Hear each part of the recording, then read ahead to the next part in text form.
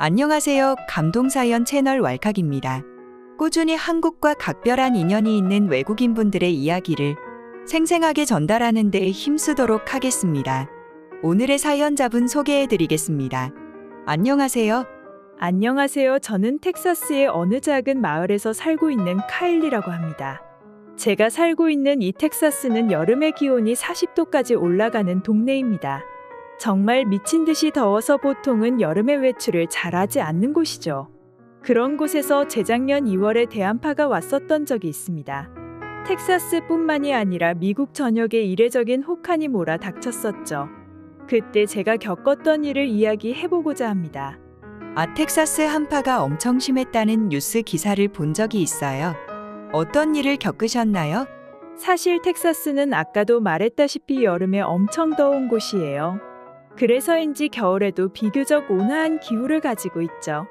하지만 겨울 폭풍이 몰아닥치면서 텍사스는 얼어붙고 말았습니다. 모든 게 얼어붙었습니다. 제가 살고 있는 텍사스주가 기록적인 한파를 겪었었지요. 최저 기온이 영하 22도까지 떨어졌고 10cm 이상의 폭설까지 내렸습니다. 한파와 폭설로 인해 천연가스 파이프라인, 전력망, 연료 제약, 시장 가격 기능의 마비 등이 초래되어 대규모 정전이 발생했습니다. 텍사스주에 살고 있는 약 400만 명이 추위 속에서 전기 없는 불편을 겪었어야 했죠. 난방이 제대로 되지 않았습니다. 히터가 켜지지 않았어요. 그래도 저와 제 부모님은 성인이고 하니 버틸 수 있었습니다. 그냥 집에서 조금 더 껴입고 모닥불로 몸을 데울 수 있었어요. 하지만 문제는 저희 오빠네였습니다. 저희 오빠는 아들을 출산한 지 얼마 안 됐었거든요. 제 조카 메이든이 신생아였기 때문에 이 한파는 메이든이 겪기엔 너무 힘들었을 거예요. 그렇다고 아이를 24시간 내내 모닥불 앞에만 놓아두기도 조금 그렇잖아요. 그래서 오빠네 부부는 자신들의 문제를 트위터에 업로드했습니다. 그러자 오빠네 부부집 근처에 살고 있는 오빠의 고등학교 친구인 토니 정이라는 친구가 연락이 왔어요. 토니는 재미교포인데요. 저도 같은 고등학교를 다녔기 때문에 친하게 지냈었습니다. 그 친구는 미국에서 태어났지만 한국인의 피를 가지고 있다며 자신의 문화를 자랑스레 말하고 다녔던 친구였어요. 그 친구가 전기가 없어서 춥다면 자신의 집에 와서 지내도 좋다고 그러더군요. 처음에 오빠는 굉장히 의아했다고 해요. 같은 텍사스주에 사는데 거기만 전기가 들어올 일이 없잖아요. 하지만 가릴 게 없었고 급했던 오빠는 토니정 씨의 집에 신세를 지기로 했대요. 그리고 집에 들어가니 굉장히 후끈후끈했던 겁니다. 모닥불이 켜져 있긴 했었습니다만 보통 그 근처만 따뜻하잖아요. 그런데 토니의 집은 전체가 따뜻했습니다. 이유를 물어보니 전기가 끊기기 전날까지 보일러를 켜놨다고 하더라고요. 미국은 보통 히터로 공기를 데우는 형식으로 따뜻하게 하는데 한국에서는 바닥을 따뜻하게 한다고요. 그리고 보일러를 꺼두어도 그 온기가 오래 유지된다고 하더라고요.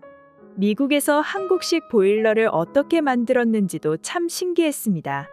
알고 보니 한국식 온돌 문화가 미국으로 수출이 가능한 것이었더라고요. 토니정은 집을 구매하지 않고 올리버쌤처럼 직접 집을 지었었어요. 그때 잘 알던 한인분께서 보일러 시공을 도와주었다고 하더라고요. 정말 부러웠어요. 덕분에 제 조카 메이드는 혹한의 추위를 따스하게 이겨낼 수 있었습니다. 솔직하게 말하면 아무리 친한 친구여도 선뜻 언제 끝날지도 모르는데 자신의 개인 공간을 내어주는 것이 쉬운 일이 아니잖습니까? 저라면 못할 것 같거든요. 저희 오빠는 그때 너무나 큰 감동을 받았다고 합니다. 한국의 보일러는 바닥을 데우는 형식이라 오래 그 온기가 유지되고는 합니다. 하지만 아무리 그래도 친구네 부부를 며칠 재워준다는 것은 쉬운 일이 아닙니다. 정말 고마우셨겠어요. 맞습니다. 저희 오빠뿐만 아니라 제 부모님들도 정말 고마워하셨었어요. 그리고 텍사스주의 전기가 아예 뚝 끊긴 것이 아니라 끊겼다가 다시 전기가 공급이 됐다가 왔다 갔다 했기 때문에 특히 한국의 보일러가 효과를 발했지요. 정말 지금도 토니에게 고마워하고 있습니다. 정말 고마우신 분이네요. 그 일 말고는 한파를 잘 이겨내신 건가요, 카일리님? 사실 그 한파 때 저는 한국이라는 나라에 다시 관심을 가지게 되었습니다. 원래는 K-팝으로만 알고 있던 나라였는데 정말 파면 팔수록 재밌고 따스한 나라라고 느꼈습니다. 오빠네 부부야 따뜻한 토니정 씨의 집에서 지냈다고 치더라도 저희 부모님과 저는 그 추위의 사경을 헤맸어야 했죠. 그리고 제가 아까 말씀드렸잖아요. 눈이 10cm 이상 왔다고요. 그래서 눈을 치워야 하는데 정말 막막했습니다. 사실 저와 제 오빠는 늦둥이라고나 해야 할까요? 부모님께서 꽤나 나이가 많이 드셨어요. 그렇다고 저 혼자 그 눈을 치울 수도 없고 해서 부모님과 함께 조금씩 마당에 눈을 치우고 있었더랬죠. 하지만 저희 집이 굉장히 커서 눈앞이 깜깜했습니다. 하지만 어쩌겠어요. 치워야지요. 그렇게 한참을 치우고 있는데 저쪽 멀리서 대가족이 함께 힘을 내며 눈을 치우고 있었어요. 속으로 저렇게 대가족이면 금방 치우겠구나 싶었어요. 그렇게 치우는데 이상한 장면을 목격한 겁니다. 한 집을 다 치우면 옆집으로 이동해서 치우더라고요. 그래서 저들은 무슨 관계인 건가 싶었어요.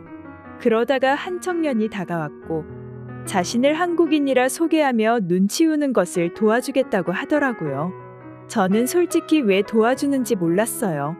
저희 집은 제 부모님의 개인 집인데 도와주다니요.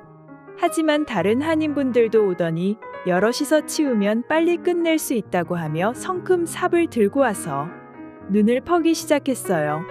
저는 너무 놀라고 감동받았습니다. 저희 부모님도 너무 고마워하시며 몸둘 바를 모르시더라고요. 심지어 어쩜 그리 분업이 잘 되어 있는지 저는 그 눈 치우는 전문 업체인 줄 알았습니다. 구역을 나눠서 빨리빨리 라고 하더니 순식간에 눈을 다 치워버렸어요. 깜짝 놀랐습니다. 정말 감동받았어요. 그래서 저희 가족은 그분들을 초대해서 따뜻한 스프를 대접해드렸어요. 그분들이 도움을 주신 건데 그분들이 굉장히 고마워하면서 맛있게 먹더라고요. 그러면서 잠깐 개인적인 이야기도 나눌 수 있었는데요.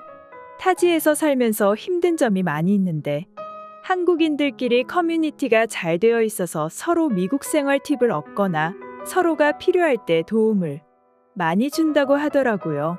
신기했어요. 서로 도움을 주고 받을 수 있는 문화가요. 미국에서는 남에게 도움을 잘 구하지도 않을 뿐더러 받는 것을 꺼려하거든요. 특히 낯선 사람에게요. 하지만 저는 좋은 문화라고 생각했어요. 서로에게 힘이 되고 기댈 수 있으면 좋은 것이잖아요. 또 그것을 받기만 하는 것도 아니고 기브 앤 테이크가 되니깐요. 한국인들은 정말 협동심이 대단하죠. 그래서 한파는 잘 이겨내셨나요? 네. 눈도 다 치우고 나서 한인분들께서 따스하게 보내는 법을 알려주셨어요. 어떤 것을 알려주셨나요? 온수매트라는 것을 빌려주셨어요. 한국에서는 전기장판이나 온수매트를 깔고 자면 따스하게 지낼 수 있다면서 자신들은 여분의 장판이 많이 있으니 빌려주겠다고 하더라고요. 그래서 저희는 염치 없지만 매트 하나를 빌렸고 저희 부모님께서 한번 써보시더니 신세계를 본 것 같다고 엄청 좋아하셨어요. 이제까지 공기만 데우면 따뜻한 줄 알았는데 아니요. 등이 따셔야 따뜻한 것이더라고요. 덕분에 온수매트로 텍사스의 한파를 이겨낼 수 있었습니다. 후에 온수매트를 돌려주며 구매처를 물어보니 생각보다 미국에서도 쉽게 살 수 있더라고요. 저는 온수매트를 오빠네 가족 것과 제 것, 부모님 것 이렇게 여러 개 구매해서 따뜻한 봄이 올 때까지 잘 쓸 수 있었습니다. 온수매트 정말 따뜻하죠. 참 과학적이랄까요? 요즘은 어떻게 지내세요? 요즘은 K-팝만 알던 시절을 지나 지금은 한국에 대해 많은 것을 알고 있어요. 그래서 한국으로 여행도 한번 다녀왔습니다.